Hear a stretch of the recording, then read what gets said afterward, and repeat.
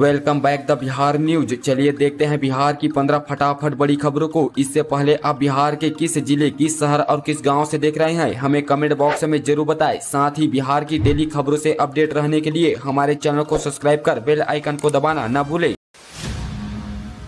बिहार में डेंगू के कहर के बीच छठ में डराने लगा कोरोना। बाहर से आने वाले यात्रियों की होगी जांच। बता दें कि पटना में डेंगू के कहर के बीच अब प्रदेश और राजधानी के लोगों के बीच कोरोना वायरस ओमिक्रॉन के नए वेरिएंट का खतरा मंडराने लगा है। लोक आस्था का महापर्व छठ पर अन्य प्रदेशों से बड़ी संख्या में लोग बाहर से घर आ रहे हैं। उनके साथ ही कहीं कोरोना का नया वेरिएंट नहीं आ जाए, इसके लिए एयरपोर्ट के बाद अब पटना जंक्शन पर भी यात्रियों की कोरोना जाँच की जाएगी। साथ ही सिविल सर्जन डॉक्टर के राय ने इसके लिए 3 शिफ्ट में 24 घंटे टीम तैनात करने के निर्देश दिए हैं।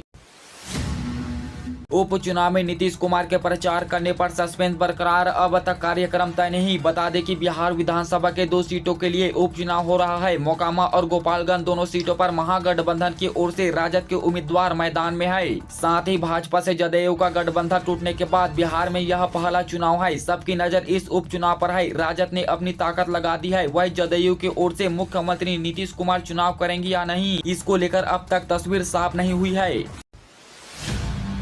हाजीपुर में मजदूरों से भरी बस की ट्रक से जोरदार टक्कर, 2 लोगों की मौत, दर्जनों लोग जख्मी। बिहार के हाजीपुर से एक बड़ी खबर सामने आ रही है, जहां एक भीषण सड़क हादसे में 2 लोगों की मौत हो गई और दर्जनों लोग घायल है। साथ ही बस और ट्रक के जोरदार टक्कर में बस में सवार दोनों लोगों की मौत हो गई। घटना सदर थाना क्षेत्र के दिघी ओवरब्रिज की है। बस मजदूरों से भरी हुई थी जो छठ पूजा के लिए अपने घर जा रहे थे। हाजीपुर मुजफ्फरपुर NH 22 पर दिघी ओवरब्रिज की यह घटना है, जब सुबह के करीब 3 से 4 बजे के बीच जब बस और ट्रक की आमने सामने जोरदार टक्कर हो गई। टक्कर इतनी जोरदार थी कि बस के पचघच्चे उड़ गए। साथ ही बस में सवार यात्री पटना के बिहटा राइस मिल के मजदूर बताए जा रहे हैं, जो बगहा के लिए निकले थे। छठ पूजा की छुट्टी में वो अपने घर लौट रहे थे। बिहार में गुलाली ठंड की दस्तक, शाम होते ही गिरने लगा तापमान। बता दें कि बिहार में मौसम ने अपना मिजाज बदलना शुरू कर दिया है। दिवाली संपन्न होती ही अब गुलाली ठंड ने अपना दस्तक दे दी है। वहीं छठ पर्व तक मौसम का मिजाज कैसा रहेगा, इसकी जानकारी भी अब पूर्व अनुमान के रूप में सामने आ गई है। मानसून की विदाई पूरी तरह से हो गई है। वही बंगाल की खाड़ी से उठे तूफान का असर दिवाली के दिन भी बिहार के कई हिस्सों में दिखा और तेज हवा व हल्की बारिश हुई। लेकिन अब लोग ठंड का स्वागत करने तैयार हैं। गोपालगंज में बाहरी लोगों के लिए कड़े निर्देश जारी, पालन नहीं करने पर हो सकती है गिरफ्तारी। बिहार उपचुनाव की तैयारी अब तेज हो गई है। आगामी 3 नवंबर को प्रदेश की 2 सीटों पर मतदान होना है। इसमें एक सीट गोपालगंज का है, जहां राजद और भाजपा के उम्मीदवार आमने सामने है, जबकि भाजपा और AIMIM के उम्मीदवार समेत कुल 9 प्रत्याशी मैदान में है। मतदान को लेकर प्रशासन की ओर से तैयारी की जा रही है। यहाँ जिले से बाहर के लोगों के लिए सख्त निर्देश दिए गए हैं। पटना में छठ को लेकर पुलिस कर्मियों की छुट्टियां हुई रद्द, घाटों पर होगी अतिरिक्त फोर्स की तैनाती। छठ पूजा को लेकर पटना पुलिस अलर्ट मोड पर है। घाटों पर असामाजिक तत्वों का जमावड़ा को रोकने के लिए पटना पुलिस ने विशेष तैयारी की है। SSP मनोजीत सिंह ढिंढोले ने विशेष टीम का गठन कर हर घाट पर सिविल ड्रेस में पुलिस को तैनात रहने का निर्देश दिया है। इस साल छठ महापर्व में ज्यादा भीड़ जुटने की संभावना है, जिसके कारण हर थाना क्षेत्र में अतिरिक्त बल की तैनाती की गई है।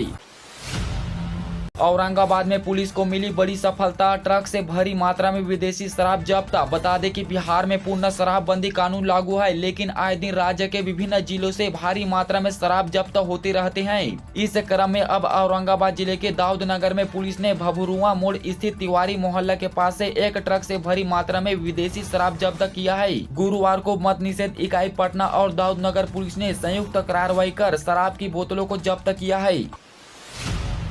बिहार के कलाकारों व छात्रों का कमाल, गंगा नदी पर बनाई 21 फीट लंबी पेंटिंग। बता दें कि छठ महापर्व शुक्रवार को नहाय खाए के साथ आरंभ हो रहा है। इस अवसर पर बिहार के कुछ छात्रों व कलाकारों ने गंगा नदी पर 21 फीट लंबी व 15 फुट चौड़ी छठ पूजा पेंटिंग बनाई है। छठ पूजा तो वैसे तो हर जगह होती है, लेकिन बिहार, झारखंड व पूर्वी उत्तर प्रदेश में इससे लोक आस्था गहरी जुड़ी है। यह 4 दिवसीय महापर्व शुक्रवार को नहाय खाए के साथ आरम्भ हो रहा है।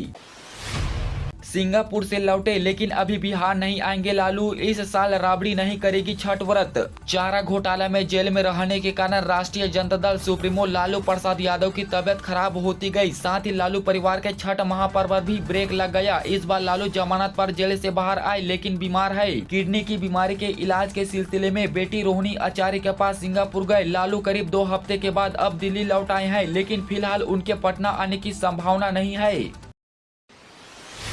नीतीश कुमार के एजेंट बनकर बिहार में काम कर रहे हैं प्रशांत किशोर। बीजेपी ने बताया दोनों का प्लान। चुनावी रणनीतिकार प्रशांत किशोर जन स्वराज यात्रा के जरिए बिहार में सियासी जमीन की तलाश में जुटे हैं। इस दौरान वो कभी महागठबंधन की सरकार पर हमला बोलते हैं तो कभी बीजेपी को निशाना पर लेते हैं। पीके की इस यात्रा की फंडिंग को लेकर जदयू की तरफ से सवाल उठे गए थे, जिसके बाद उन्होंने बयान दिया कि देश के 6 मुख्यमंत्रियों के लिए वो काम कर चुके हैं, वही लोग उनकी मदद कर रहे हैं। इस बयान के बाद बीजेपी ने पीके को सीएम नीतीश कुमार का एजेंट बता दिया है।